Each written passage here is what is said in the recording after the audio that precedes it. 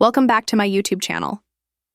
My younger brother picked up the gift my daughter had spent the entire week crafting a small wooden frame painted with bright yellow stars and a picture of the two of them inside, and sneered like it was diseased. Cheap, filthy trash. Before I could move, he flicked it back toward her face. It hit her cheek and fell to the floor, the frame cracking in half. Right there, at his own birthday party. And what did my parents do? They smirked, a tiny, satisfied curl of the lips they tried to disguise behind their glasses and plates. I didn't raise my voice. I didn't cause a scene. The version of me from 10 years ago might have shaken, cried, apologized even. But this version? The mother, the woman who had paid attention to the patterns everyone else pretended not to see? She stayed still, steady, watching the truth finally reveal itself. My daughter's eyes filled. Not because of the broken gift, but because of the broken love she thought she had with him. I placed my hand on her shoulder and whispered, "It's okay, sweet girl. Some people can't see value even when it's placed gently in their hands, because this wasn't about the gift. This was about years of entitlement I had helped build." My younger brother picked up the gift my daughter had spent days preparing, turning it over in his hands like it was something he'd found in the trash rather than something made with love. The room was warm, full of chatter and the smell of cake, but everything seemed to go silent in my ears as I watched him. His lip curled in a way I had seen 1,000 times growing up. That familiar, practiced arrogance he wore like a birthright. Cheap, filthy trash, he muttered loudly enough for the whole table to hear. The words didn't just fall. They sliced. My daughter froze, her hopeful smile collapsing into itself. She had held on to that gift the entire drive, protecting it as if it were a fragile piece of her heart. And in a way it was. She adored him, the uncle she believed was funny, cool, special. She thought giving him that handmade frame would make him proud. She thought it would make him happy. Instead, he flicked it back toward her face with a disgusting nonchalance. The little wooden frame hit her cheek, not hard but hard enough, before cracking on the tiled floor. The photo of the two of them slid out, skidding under the table. Time moved strangely then. Her breath caught. Her eyes watered, not out of pain, but out of disbelief. The kind of disbelief children feel when the world reveals that sometimes the people they love the most are the ones who hurt them without thinking twice. And my parents? God. They just smirked, a tiny upward twitch of their mouths, the same smug approval they used to give him when he insulted me as a teenager. That expression I once mistook for parental amusement now looked like something poisonous. They didn't see cruelty. They saw entertainment. They saw their golden boy being honest, as they always called it when he was unkind. My daughter looked at me, confusion and shame mixing on her small face, as if she had done something wrong. And that was the part that burned me from the inside out. I didn't raise my voice. I didn't gasp. I didn't rush to pick up the broken pieces. Instead, I moved slowly, deliberately, the way women move when they've had years to study a storm before finally deciding to walk out of it. I knelt beside her and brushed her hair back. "You okay?" I whispered softly. She nodded, but the nod was the trembling kind. The kind you give when you're trying not to cry in front of the same people who made you feel small. Inside me, something old and tired cracked open. Something I had ignored for years. A voice I had silenced because family was supposed to mean forgiveness, patience, endless chances. But in that moment, watching my daughter shrink under the same cruelty I had once normalized, that word took on a different meaning. Family shouldn't make a child feel ashamed of kindness. Family shouldn't reward cruelty. And I shouldn't let history repeat itself. I stood up, not in anger, but in clarity. The kind of clarity that only arrives when the last piece of denial finally dissolves, leaving truth exposed and undeniable. And that truth hit me harder than the sound of the breaking frame. Had protected everyone in that room except the one person who needed me most, my daughter. For as long as I could remember, my younger brother had been the son my parents insisted the whole household should revolve around. Even when we were kids, I could see the difference. If he broke something, I was blamed for not watching him. If he yelled, they said he was expressive. If he lied, they called it creativity. If he was cruel, they dismissed it as boys being boys. And because I was the older child, the girl, I learned early that my role was caretaker, mediator, fixer, peacekeeper. By the time I was old enough to understand the pattern, they had already etched it into every part of our family dynamic. He was the golden child, the chosen one, the boy with the bright future. I was the reliable daughter, the one who didn't need praise. Because I knew better, the one who didn't need protection. Because I was strong, the one who never needed anything because I had learned not to ask. When he struggled in school, my parents convinced me to do his projects. He just needs support right now, they'd say, ignoring the fact that right now somehow lasted years. When he was caught cheating, they blamed the teacher. When he wasted money, they blamed the world for being too harsh on him. And when he lashed out at anyone, including me, my parents smoothed over the situation by feeding him compliments like sugar cubes to a spoiled horse. I didn't realize then that these tiny, constant acts of protection were shaping him into someone who believed the world owed him everything, and that women, especially his sister, owed him patience, forgiveness, and endless cushions to fall on. As adults, that pattern grew teeth. The support my parents once asked for became expectations. They bragged about his dreams, but it was my money that financed them. They praised his ambition, but it was my effort that held it together. I helped him through college because they said he would find his direction soon. I helped him settle into his first apartment because they insisted he just needs time. I funded his half-developed business idea because they swore he was on the brink of greatness. Every time I offered help, it was out of hope. Hope that a little push, a little belief, a little encouragement would finally make him grow. But instead of growing, he simply learned that he didn't have to. My parents created the entitlement, but I polished it with my yeses. I thought I was being kind. I thought I was being a good sister. It never crossed my mind how deeply they had conditioned me to believe that sacrifice was my responsibility and his privilege. And the BMW, that was the perfect symbol of our family dynamic. He wanted a luxury car he couldn't afford, and I bought it because my parents said he just needs to feel confident. They never asked him to earn it. They never asked him to be grateful. They only expected me to provide, to fix, to give, and I did. For years. Maybe that's why his behavior at the birthday party didn't shock me the way it should have. It wasn't new.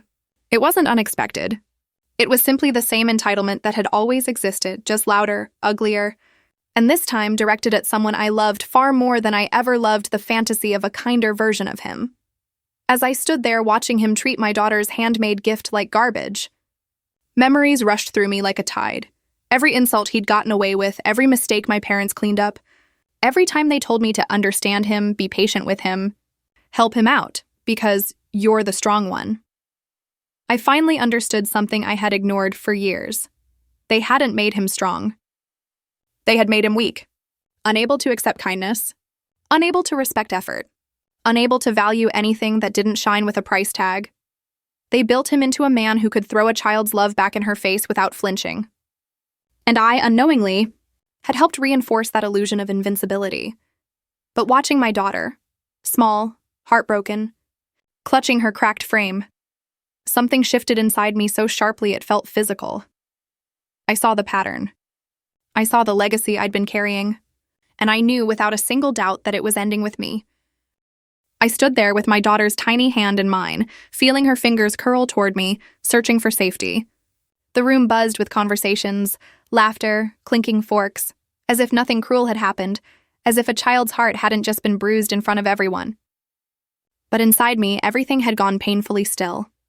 A calmness that wasn't peace, but clarity. A clarity sharpened by years of swallowing disrespect, smoothing chaos, and pretending that the family I came from was healthier than it truly was. My brother leaned back in his chair, stretching like a king bored of his own subjects. He glanced at me with that same mocking confidence he'd always had, the kind that grew from decades of knowing no one would ever hold him accountable. He expected me to scold my daughter for being sensitive. He expected me to say the same tired line I had said 100 times before. He didn't mean it. But I wasn't that woman anymore. When I spoke, my voice came out steady, almost gentle.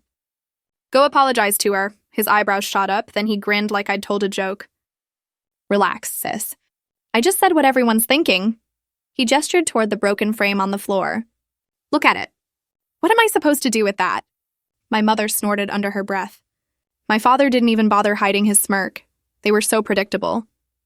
So rehearsed. So unaware that the script they'd clung to for decades no longer held any power over me. I looked at my daughter again, her eyes downcast, lips trembling as she tried to act unaffected. That was the final break for me. The moment I realized that silence in this house wasn't harmless. It was inherited, and I refused to let her inherit even a single shard of it. I straightened my posture and said the words I knew would land like thunder, even though my tone remained quiet.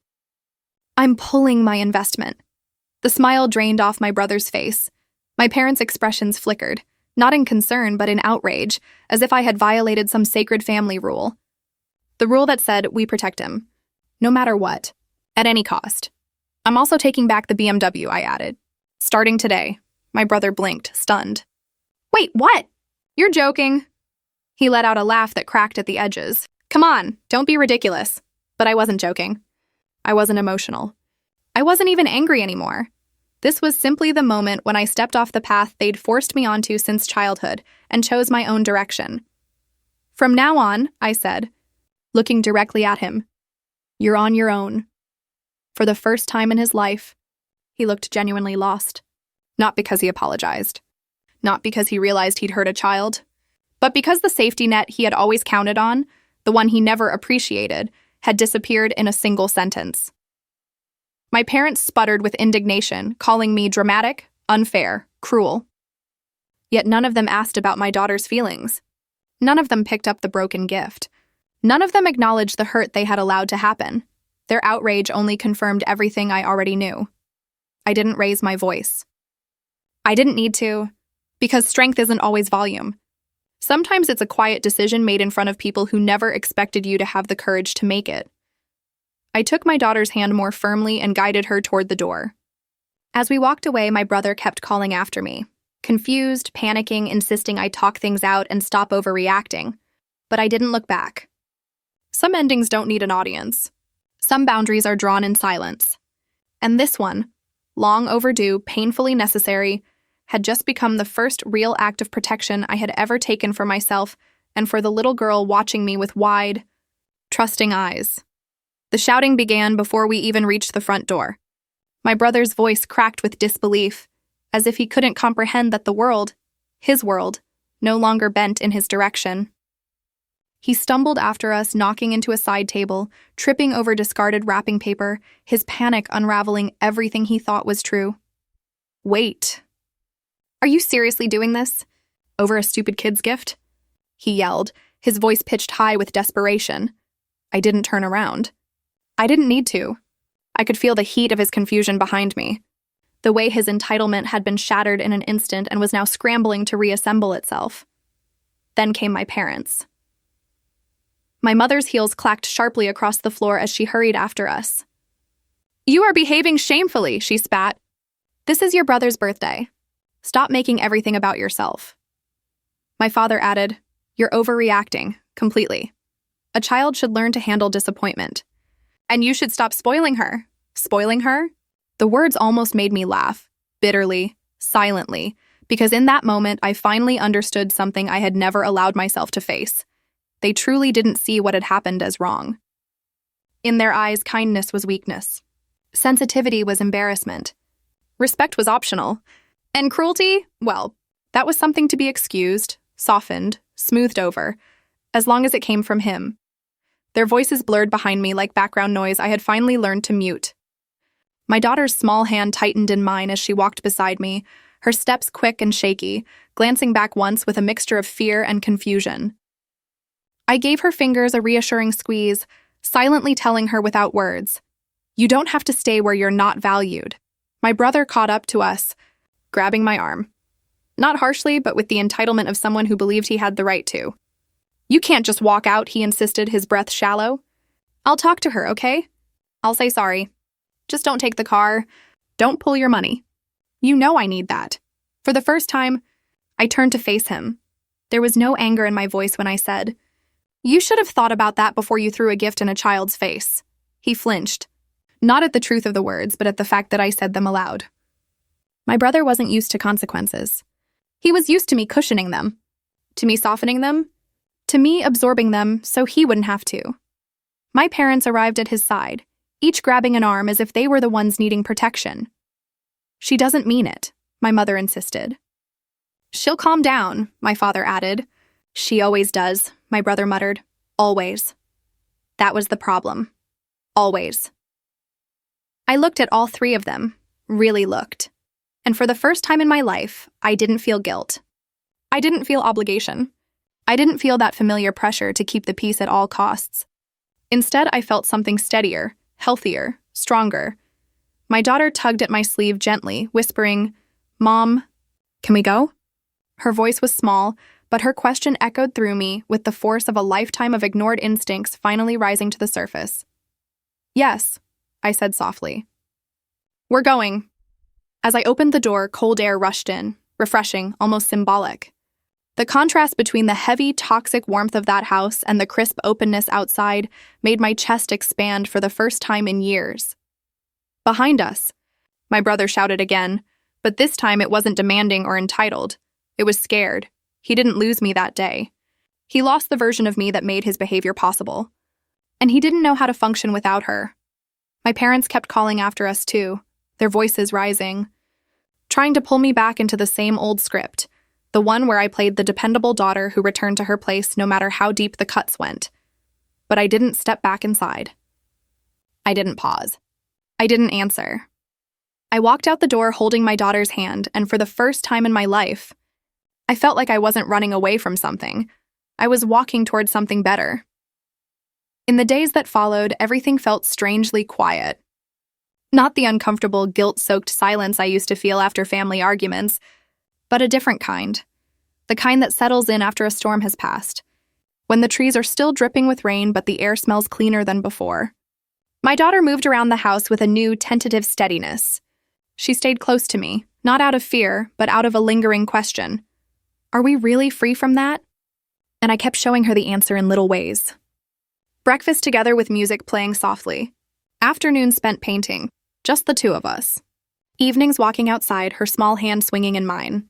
Every moment whispered the same message. You are safe. You are seen. You are valued. Meanwhile, the fallout began exactly as I expected. My brother called constantly at first, panicked, angry, bargaining. His messages swung between guilt-tripping and flattery, as if he was cycling through every tactic he'd ever used to avoid responsibility.